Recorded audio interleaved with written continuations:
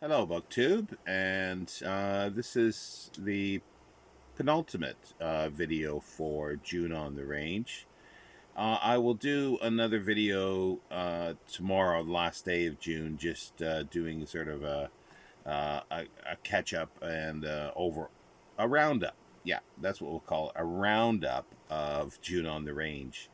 A shorter video tomorrow. This one is a little odd, as you can probably tell by the title. I'll get to that in a moment. Uh, my TBR, my to be read for June on the Range, got delayed a little bit for a number of reasons, and I decided to jettison one book for a number of reasons. It was Oakley Hall's Warlock, and it was going to be it was going to be a fourth uh, book to film. But I got a bit behind in things, and that's the main reason, because it's a little longer book than most. I'm still going to do it, but I'll do it uh, in July probably. Uh, Now, what came up with for this one was like to some people's chagrin or to some people's delight, I think both. It's polared. Is that I was doing short story westerns by science fiction writer Clifford D. Simak, and in one of the stories, I mentioned the fact that he used the word robot, and I thought it was weird, and the editor that put the stories together thought it was strange too, and I mentioned it, and one of my commenter mentioned, like, he wonders, and sort of got a little uh, a very short discussion into about science fiction and western sort of mixed together. And I remember, like, completely, my brain doesn't work that well these days at times to get memories out. I remembered some 19th century robot stories that were westerns, and I have some of them as reprints, and I've read a few in the past. So I thought if I could find those and dig those out, I would do those. So hence, Warlock got pushed, and Frank Reed, well, actually, sorry, I should say the Steam Man of the Plains or the Prairies, got inserted instead. And I'm calling this Forgotten Robots of the Wild West.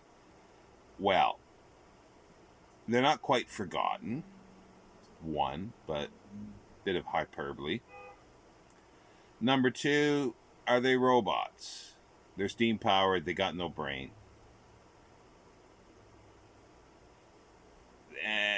Sort of. And the Wild West, well, it's depicted as the Wild West in the stories.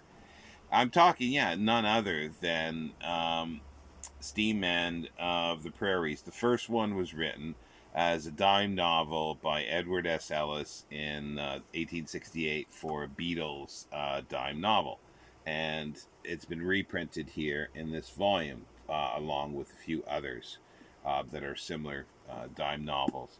Now, dime novels started in 1860 by basically Beatle was the publisher. Prior to that, he was publishing sort of weekly stories, and these were roughly about this size, maybe a bit shorter. I think they were like they did vary in size from 4.25 inch to 6.5 inch, sort of, and different. But instead of weekly stories, it would be like about a 120-page novel by itself, cheaply made, cheap paper, and just a sort of, at the beginning it was a plain cover just with printing on it.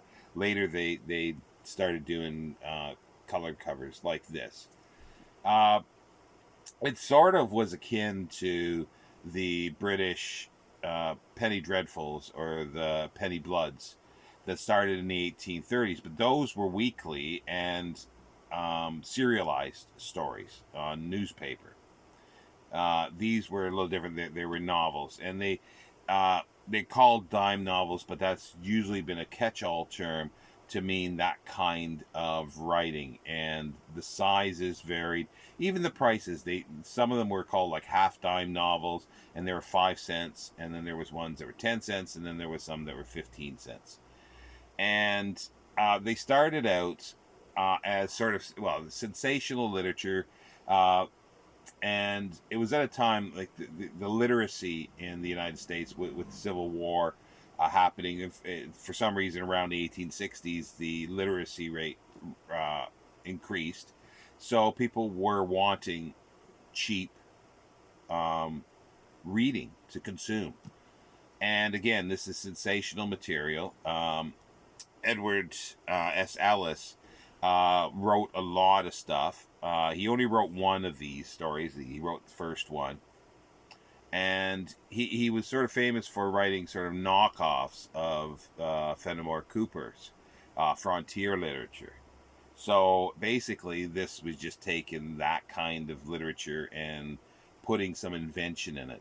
And being late 1860s, there was in New England somebody who did sort of build a steam man type person. I don't know much about that, but that could have been the basis for his story here. And it's a 15-year-old actually,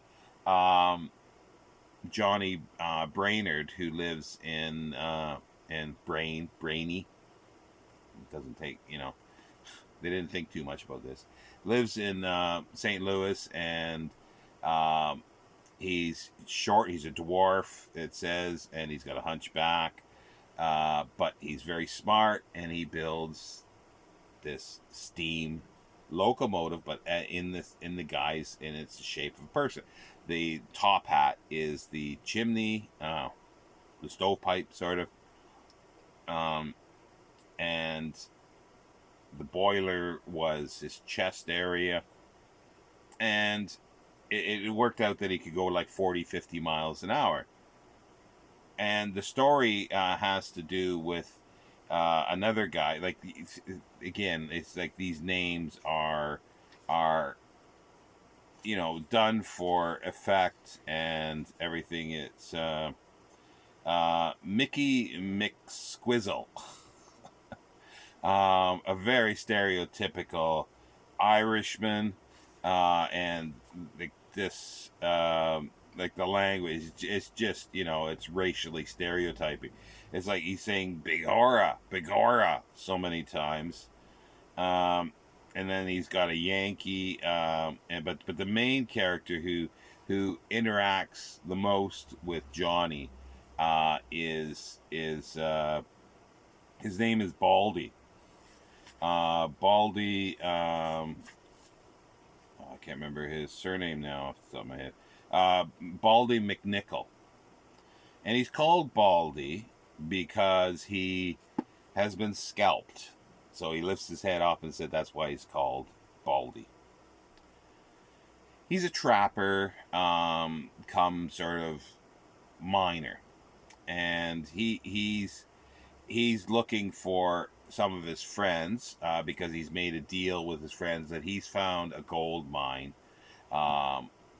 The exact location is not all that clear, but it's in somewhere called Wolf Ravine, and he calls it that because he killed a wolf there.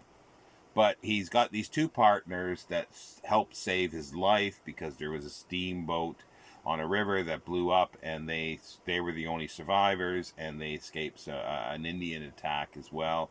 And they sort of helped him get back to St. Louis, but it was too late in the year at that point. It was the fall, autumn, and they were going to meet again the following year. And he gives them money in that to get home and get everything set to come back.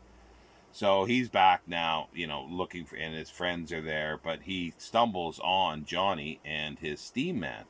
And he says, "This is just what I need. I'm gonna get. It's not finished yet. So, he's gonna take his buddies out and get them.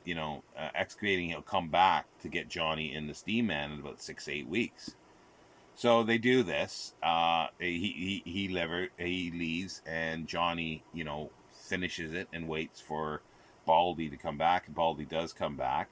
So they get on a steamboat and they steam up the Missouri River, and they get off at Independence, and then they get the steam man out and they travel across the prairie. It doesn't say for how long. He can travel like 40-50 miles an hour. It's unsure of where, so it's either he's still in Missouri or he's possibly they've passed over into Kansas. But they have a lot of adventures, like they race a train, and there are Indians, and the Indians are not, like, the natives are not treated well. Like, they use savage as saying redskins, and they've never seen a steam person before, or a steam man.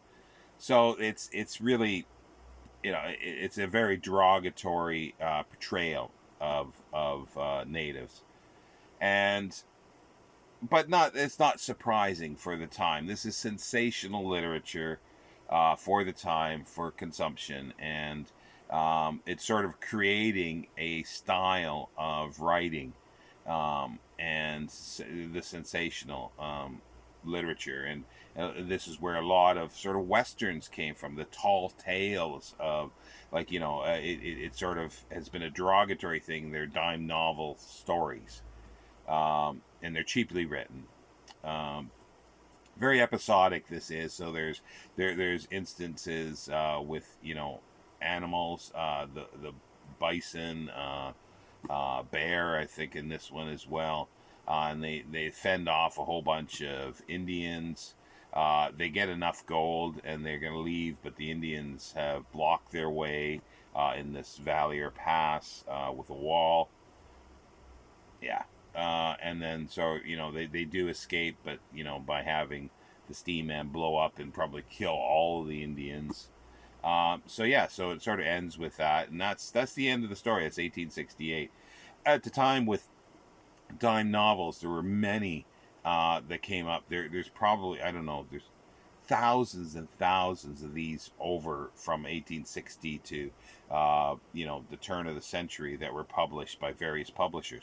But there were sort of 5 biggies. I'm not going to go through them all, but the one that is relevant for here is Frank Toosey, or Tozy. He, in 1876, reprints Ellis's Steam Man of the Prairies. And he commissioned sort of another one that's similar by Enton, Harry Enton. And that's 1876. So Enton starts, and there's like, he writes 3 of them, but there's 4 of them, but probably the 4th one was written by somebody else. And it's just the same story in a sense. It's a 16-year-old inventor called Frank Reed. So there's these stories, and they became very, very popular. And then in the early 1880s, Toosey continued with this, but not with Enton. And the author was Louis Senarens. I'm not sure the pronunciation. Now, he was young. He was like 17, 18 years old at the time, but he had already been writing for the dime novels for a while. And he was born, I've been coming around different dates. Usually you see 1865, but 1863 comes up as well. And he lived till 1939. So he took over, but it's not Frank Reed, it's Frank Reed Jr. And he's no longer a child, an adult with a wife, but he's an inventor as well. And he improves the steam man of his father. And they are being reprinted in the collected Frank Reed Jr. This is the collected Extraordinary Adventures of Frank Reed Jr. This is Volume 1, written by Louis Senarens. They weren't published as his name. It was as no name, sort of Nemo. And this is the first one. It's Frank Reed Jr. and his new steam man, or The Young Inventor's Trip to the Far West. and it's a very episodic story again, uh, quite poorly written, and his father has sort of reacquainted himself with an old friend that they met out in the goldfields of Australia, who's accused of murder, and this he's very wealthy, this guy, and they think it's his nephew that set this up. So if he dies, he inherits. So and they know he's gone out. He's escaped to Kansas, but he's dead to rights basically for this murder. So Frank Reed Jr. says, well, he'll take his steam man out and find, Artemis Cliff, this guy's nephew.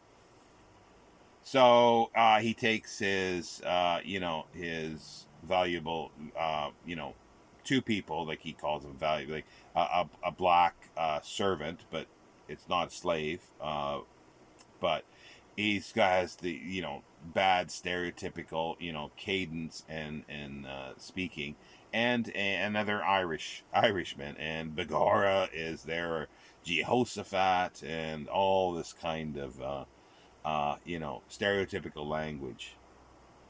So they head out to Kansas, and there's really no specific area that they really talk about where they are, so it's a little hard. And the timing, because they're fighting Indians all the time. This like, first of all, it's Black Bear is the chief. Then it changed to Brown Bear, and then it changed to Gray Bear or something like that. So the name of the chief changes throughout this short story. And it's as I say, it's told in little episodes, like little spurts of little adventure. And they find the guy right away, and he's pretending to be a Mexican cowboy, but he's in charge of this huge gang that's terrorizing the area, and kidnapped the daughter of one of the ranchers and burnt down the ranch, probably killed her father and everything. And he's in cahoots with the Sioux Indians as well, who turn out to be the Sioux Indians. And Frank Reed Jr. Finds some vigilantes who are after him as well. So they team up to try to get a hold of him. And then the cavalry comes to sort of save the day. But there's adventures with bears, and just I don't know how many dozens or hundreds of Indians they kill, and dozens of cowboys. To sort of save the woman, to save the virtue of the woman. Sanarins has been sort of blamed with, the poor writing of the dime novels. But he went on to write, like, probably almost 200 of these Frank Reed Jr.'s stories. And then he created another inventor called Jack Wright. There's one of the stories in here. And they've been reprinted many times. They're even reprinted at the time because in like the 1890s, they came out with its own publication called Frank Reed Reader, I think it was called. Yeah. And they just reprinted everything. It was like on a weekly basis. So there was dozens and dozens of these over many years, every week. And Sanarins also wrote under many pseudonyms. They can't really disentangle the bibliography because there were no records really kept. He eventually, at the turn of the 20th century, he became head editor of Toosie publication. Like Toosie had died, his brother had taken over, and there were many publications. And he also there was motion picture stories, magazines, and he also probably Sanarins wrote some scripts as well, early scenarios for films. He had his hand in everything. Now, as I say, the dime novels was a catch-all term. So there was the weekly story ones that it was a boys, sort of a boys' own story, New York boys, and that's where the Frank Reed Jr. and Frank Reed started. They were larger. They were letter size, 8.5 by 11, and they were usually weekly. But again, they were still sort of called dime novels, so the size varies. I'm not sure if I mentioned yeah, it's about this size, but it's like 6.5 by 4.75 or 4.25 was the normal size of the dime novels. And not to be confused with like later the pulps, because they're a little different. Pulps were generally about 7 by 10 inches or 10 by 7 inches, and they started sort of in the mid 1890s, 1895, 96, and it was Muncie magazine that used that started with Argosy. Now they were made of a specific paper. They're called pulps because they were made from pulp paper. Uh, and they sort of merged, like the dime novels sort of merged in some ways into the into the pulps. At least it's the similar type of literature.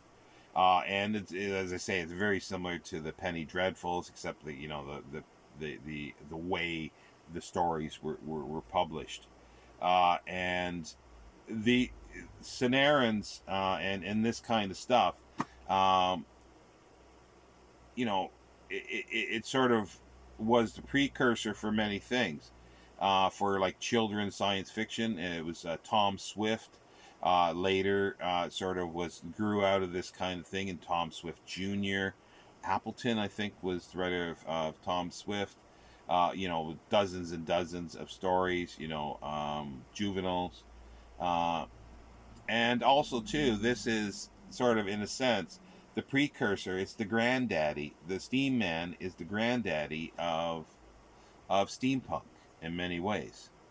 And when that was the only sort of technology, and also too, it's been called. There's a new term for this kind of thing where there's the inventor, juvenile inventor in a sense. It's called Edisonade, and I've got a few props here, other things, and it was created. The term was created by John Clute and Peter Nichols. And it sort of appeared, I think, the first time in here, possibly somewhere else, but it's definitely has a long entry in here, the Encyclopedia of Science Fiction. This is the second edition. It's the only sort of hardcover. It's now online. And I'll just sort of read a little bit. Edisonade, it says, let's see here.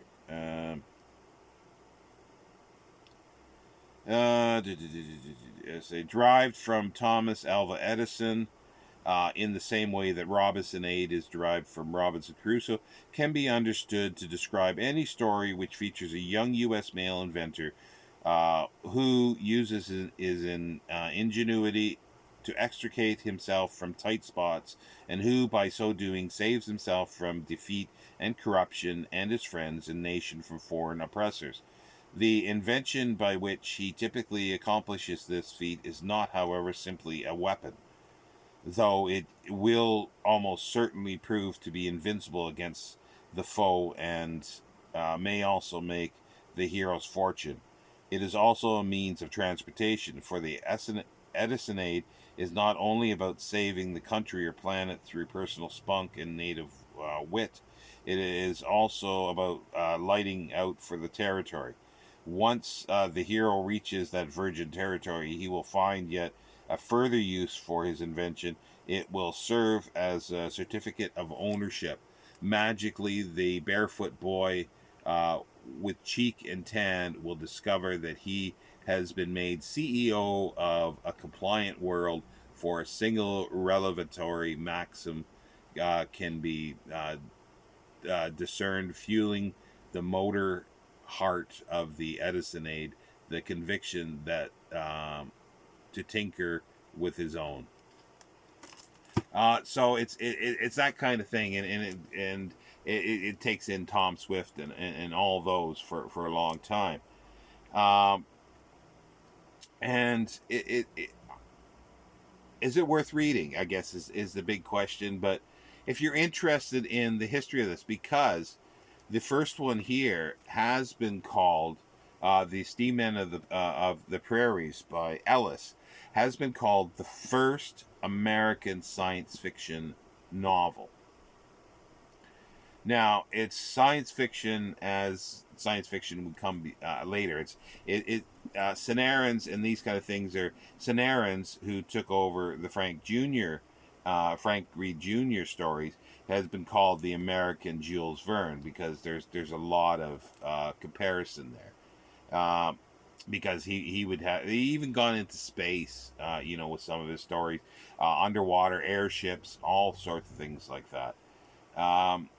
And as I say, there's hundreds of these stories, and Sanarans possibly wrote over 2,000 stories in total, various things. And the dime novels are really neat. Getting back to sort of Western stuff, these are set in the Old West, sort of the wild. I wouldn't say so much Old West, because it's supposed to be contemporary, but it doesn't match. The geography doesn't quite match all the time, because the knowledge wasn't there of these writers. But these dime novels, there was thousands. I mean, literally thousands of these. And the first sort of Jesse James story, the myth of Jesse James, starts out in dime novels in the early 1800s. And they just proliferated. And then, in some ways, they grew into sort of modern, like 20th century Westerns as well. Like it came from the frontier novels and captivity novels, Fenimore Cooper, but they developed through this. So there was the better writing, and then it dropped the quality of writing because it was sensational. But there was also romance. But usually a lot of these had to do with the West and frontier type thing. And I enjoy them. I had read some of the Frank Reed Jr. Novels before. Not when I say novels, because they're short. Like some of them are a little longer, but usually they're about 100 and some pages long. But I'd never read the first one, The Steamman of the Prairies, and I never read the first Frank Reed Jr. So that was kind of nice to see these, but they're not something you can read back to back all the time, because the quality is extremely lacking, and the racial stereotypes and the racial aspects are very, very trying at times. Even though it's sort of, but the thing is, like the way of speech of these things. This is the 1860s and 80s and 90s. Nothing had changed right up until the 70s for the way these were portrayed. Black people in films and everything too. But that's a separate issue. But again, these are a product of their time, and this is what people were led to expect. And if they had an Irish person or a black person in the stories, if they didn't talk this way, it probably would not have got published, and probably if it did, it would not have been thought well of. So again, are they good? Well, I guess you could say they're trashy, but they're fun trash in many ways. But you've got to read them in a certain light, and and don't try to put too many modern sensibilities into it. Just sort of go with the story and see where the foundation is for future stories. That's what I find fun about these things. And is it science fiction? Well, science fiction, the term science fiction, didn't happen until the late 20s, and then it got developed of what science fiction should be. Everything before that can be sort of shoehorned in. If you take that definition, then you can pull stuff, and a lot of times H.G. Wells' Time Machine is considered the first modern science fiction because it fits in quite well with the description of what science fiction was from the late 20s. However, if you expand that a little bit, you can go right back, and Mary Shelley's Frankenstein is considered the first true science fiction story. It is science fiction because there's science involved, and that's the reason why. And with these, there is some science involved because this is technology, and yes, somebody has. I don't know how useful or how workable this guy's invention was of this steam man, the real one in the late 1860s. But I doubt it worked in this way. So it's fictional, it's fictitious, it's fiction, and it's using technology to do this. So yes, so it's can be called science fiction, and it was sort of based on westerns, and that's the whole thing. That a lot of times people say, oh, science fiction is just westerns in space, and that's what sort of a lot of science fiction.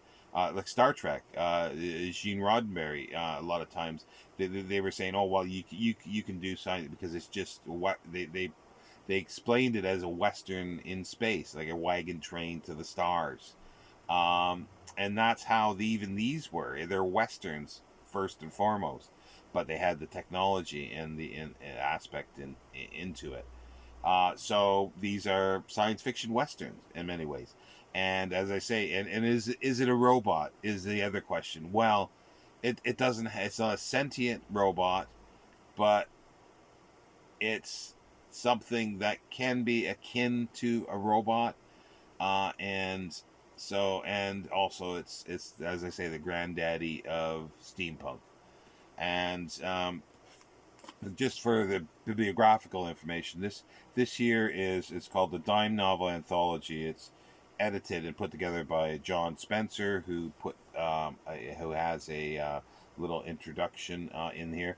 It's basically small printing. It's published Monroe Saint Classic, or Monroe Street. I think it's Monroe Saint Classic. And this is 2016 Monroe or Street, I guess it is, Press, Springfield, Illinois. And it reprints The Steam Man of the Prairies, 1868, that we talked about. Frank Reed and his Steam Horse. It's a longer one in 1882. It's don't think it's the first one of the Enton. But then we got Cineris's Jack Wright and his electric stagecoach, and there's electric ones too, as well as steam and electric horses, all sorts of things like that. So there's 3 of them in here, large print, and it's got a few illustrations, original illustrations. It's print on demand, and then there is the Frank Reed ones.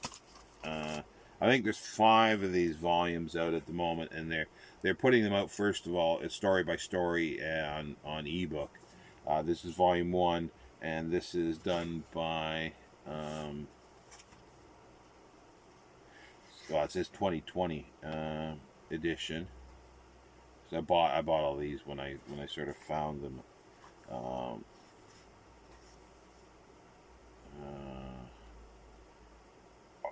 Ornamental Publishing, and as I say, there's 5 actual volumes, and they're print on demand as well. But they're kind of nice, except that they got that velvety feel to it.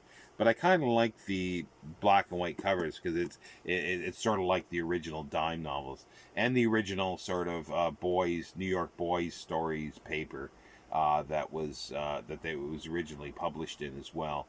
Or at least the original Frank Reed Sr. was published in, and they just had sort of a picture, and it was this kind of font, so it harkens back to that. So I kind of like that. But yeah, so that's your forgotten robots of the Wild West. In the tradition, the foundations of juvenile science fiction, and westerns. it all sort of came out. So there's a dovetail there. Anyway, the other thing I wanted to just highlight is a couple things here that I referenced once. It was the Encyclopedia of Science Fiction by John Clute and Peter Nichols. Peter Nichols did the original encyclopedia. And then, and since I had it, because I accidentally grabbed that one instead of the other one, it's the companion one that John Clute and John Grant did on the Encyclopedia of Fantasy. These are door stoppers. But they are both online and updated regularly. Another great resource here is Science Fiction the Early Years by Everett F. Blyer. It's a massive honkin' book. I don't think it's in print anymore. It's double columned, and it's an encyclopedia and sort of bibliography as well. It's literally what it says is the early years of science fiction.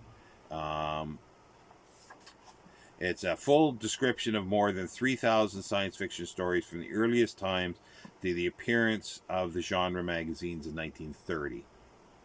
Well, a couple of years late for that, but with author title and motif indexes. It's by Everett F. Blyer with the assistance of Richard J. Blyer, his brother. And it was published by the Kent State University Press, 1990. And he did another one that's sort of like the first. I think it's the Hugo Gernsback Amazing Stories, or all the magazines that Hugo Gernsback did. It's this format. It's a large one, and it's sort of, it details every story, every letter, everything in those magazines. Which I do love. I would love to get that volume as well. But yeah, so these are the sort of ones that I'm my go-to for looking up science fiction material before I go online, because I just find it a morass of stuff, and just having a tablet is sometimes or doing it on my phone. It's easier to me to first look up this stuff. Because I do have it here, so I find it very useful.